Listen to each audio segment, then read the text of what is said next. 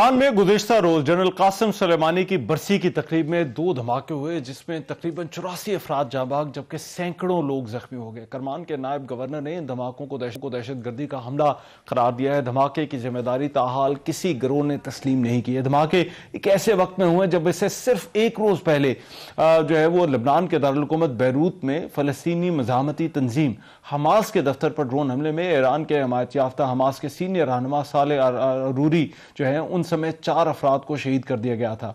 अरब media के मुताबिक वो हमास के सीनियर रहनुमा थे और उनका शुमार तूफान अक्सा ऑपरेशन के मंसूबा साजों में होता था और वो इसराइल की हिट लिस्ट में भी शामिल थे। लबनानी मीडिया के मुताबिक जिस इलाके में हमला हुआ वो हिजबुल्लाह के ज़ेर असर है और वहाँ हमास समेत फलस्तीनी ग्रुप सरगर्म है। ईरान के supreme leader Ayatollah Ali Khamenei ने इन दोनों बम हमलों का सख्त जवाब देने का ऐलान किया है। उनका कहना है कि बड़ी तादाद में मासूम शहरियों को शहीद कर दिया गया और इसका रद्दअमल भी सख्त होगा। इस पर दीगर जो आलमी रहनुमा है उनकी तरफ से भी मजम्मत का इजहार किया गया है। लेकिन सबसे अहम सवाल ये है कि ये मामलात किस तरह से मशरक़ वस्ता में इस वक्त जो डेवलपमेंट्स हो रही हैं उनके साथ जुड़े हुए हैं और क्या असरात हो सकते हैं। और इस पर बात करने के लिए अफजाल रजा साहब मेरे साथ मौजूद हैं जो कि इरना के ब्यूरो चीफ हैं, पाकिस्तान में सीनियर जर्नलिस्ट हैं। अफजाल रजा साहब बहुत शुक्रिया आपके वक्त का। सबसे पहले तो ये बताइएगा ये जो खदशात हैं क्या वाकई आपको भी लगता है ये दोनों मामलात जो इस वक्त इसराइल और फलस्तीन में तनाज़े है उसके साथ जुड़े हुए हैं ये दोनों डेवलपमेंट्स? अस्सलाम वालेकुम रहमान साहब, thank you so much for having me in your show. देखिए नो डाउट इसमें इजरायली कॉन्स्पिरेसी पहले भी से थे, अभी भी हैं। आप देख रहे हैं कि अक्सा स्टॉर्म या तूफान अल अक्सा ऑपरेशन में बैक फुट पे जाने वाली इजरायली फोर्सेस वो एक असैसिनेशन गेम पर जो इलीजिटिमेट ज़ायनिस्ट रजीम है वो उतर आई है। हमने पिछले हफ्ते या कोई गालिबन 10 दिन पहले, एक हफ्ते पहले शामी दारुल हुकूमत दमिश्क में जो इरानियन मिलिट्री एडवाइजर थे जनरल रज़ी रज़वी इनकी असैसिनेशन जिस पर अब भी इजराइल खामोश है।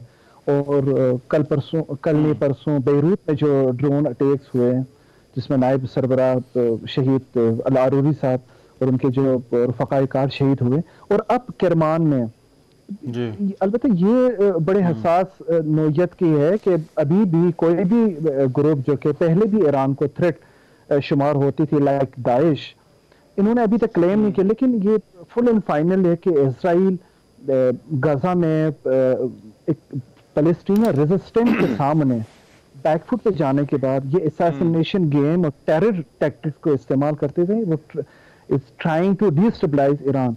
और अकॉर्डिंग टू सुप्रीम लीडर हजरत आयतुल्लाह खामेनी वो बिल्कुल एक रिग्रेटेबल रिस्पांस मिलेगा जिसने भी ये ऑर्डर दिया, ये प्लानिंग की और ये एग्जीक्यूट किया ईरान ने।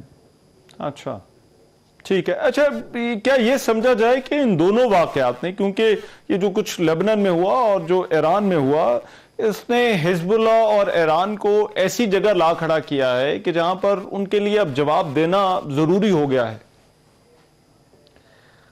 Hezbollah already they are responding to the in the help of the Palestinian resistance. Iran ने हमेशा वार्न किया कि अगर अमरीकी हिमायत याफ्ता इजरायली क्राइम्स का खात्मा या उसकी स्टॉप नहीं की जाए तो ये जंग आगे भी फैल सकती है। अब देखें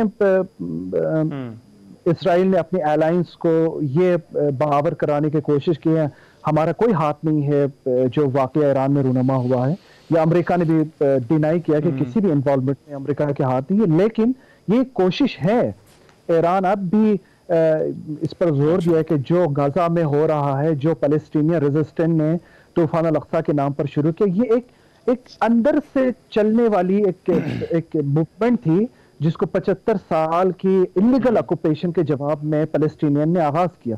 लेकिन इसराइल की ये कोशिश है कि ऐसे डिस्टेबलाइजिंग प्लॉट करके ईरान को और अमेरिका को खित्ते में आमने सामने करके ताकि आई थिंक इंटरनेशनल कम्युनिटी की जो अटेंशन है वो गाजा से डाइवर्ट होके दोबारा इस मिडल ईस्ट की जो कि ऑलरेडी टेंस और कॉन्फ्लिक्ट से भरी हुई जगह है इस पर मबजूल करें।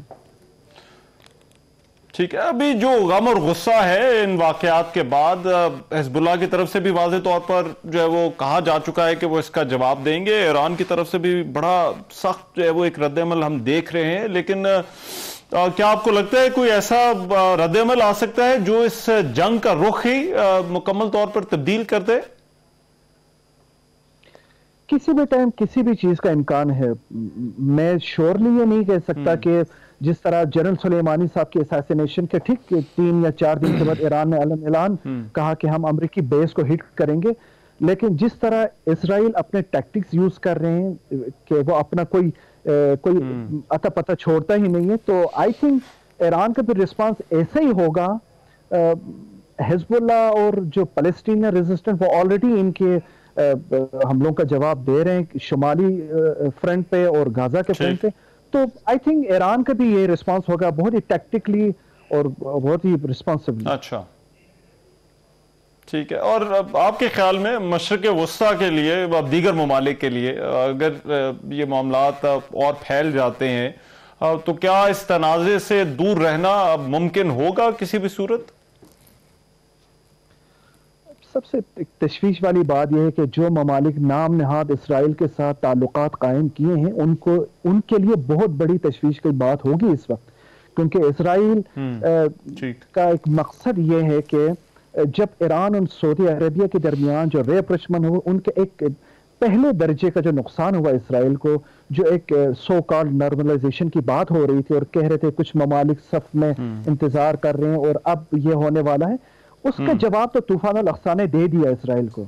لیکن کسی بھی اسرائیلی ایران ڈائریکٹ کنفلکٹ خطے میں اس کے بجائے کہ ایران کے لیے کوئی نقصان ہو، ایران تو آلریڈی اپنے آپ کو تیار کیا ہوا ہے، نہ صرف طوفان الاقصی شروع ہونے کے بلکہ فخری زادہ کے اساسینیشن سے پہلے بھی ایران نے یا اپنے سائنٹسٹ نیوکلیئر سائنٹسٹ کے اساسینیشن سے پہلے بھی یا اس کے بعد بھی اپنے آپ کو اسرائیلی کسی بھی حملوں کا جواب دینے کے لیے تیار کیا. لیکن میں سمجھتا ہوں اس کے لیے تشویش ان ممالک کے لیے ہیں جو خطے میں اس وقت بھی اسرائیل پر چپ کا روزہ رکھا ہوا ہے اور جو امریکی حمایت پر بھی کچھ نہیں رہے، لیکن خطے میں انہی کے لیے نقصان دہ. لیکن اس میں افضل رضا صاحب، اس میں ایک اور چیز پر میں آپ کی رائے چاہتا ہوں. اسرائیل نے کبھی ان اٹیمپٹس کو اون نہیں کیا، یہ جو اسیسینیشن اٹیمپٹس ہیں، تو ایسی صورت میں ایران کے لیے یا حزب اللہ کے لیے کوئی رسپانس دینا اور اس رسپانس کی اونرشپ لینا کیا مشکل ہوگا؟ ایران کے لیے میں نہیں کہہ سکتا کہ ایران اگر کوئی سیکرٹلی کوئی کاروائی کر سکتا ہے کسی خطے کے اسرائیلی انٹرسٹ کو ہٹ کرنے کے لیے، لیکن آئی ایم شیور حزب اللہ اگر کاروائی کرے گی وہ اون بھی کریں گے. اسرائیل ایک نوشتہ دیوار ہے کہ کبھی بھی اون کر، بلکہ جو ان کے زائنسٹ پرائم منسٹر ہے نیتن یاہو، جنرل حماس کے جو نائب سربراہ کی اساسینیشن کے بعد اس نے بالکل منع کیا اپنی کیبنٹ ممبرز کو کہ اس پر بات نہیں کرنی. شہید فخری زادہ جو ایران کے نیوکلیئر سائنٹسٹ کے فادر تھے جن کو 2020 میں تہران میں اساسینیٹ کیا، اب بھی موساد یا اسرائیلی کیبنٹ یا گورنمنٹ اون نہیں کرتی، لیکن سب کو انکلوڈنگ یو ایس ایڈمنسٹریشن اس بات کی واضح ان کو علم ہے کہ خطے میں کوئی بھی ایجنسی یا کوئی بھی رجیم اگر ایسی کاروائی کر سکتی وہ سوائے اسرائیل اور کوئی نہیں ہو سکتی. ٹھیک ہے، right. Afzal Raza, thank you so much, بہت شکریہ. بیورو چیف ارنا بات کر رہے تھے یہ جو حالیہ معاملات ہیں اور فلسطین اسرائیل تنازع اب خطے کے اوپر جنگ کے بادل منڈلا رہے ہیں. یہ جو 2 ڈیولپمنٹس ہوئی ہیں لبنان میں اور ایران میں. آج کے پروگرام سے اتنا ہی. میزبان امان نظر کو اجازت دیجیے. اللہ نے کے بعد.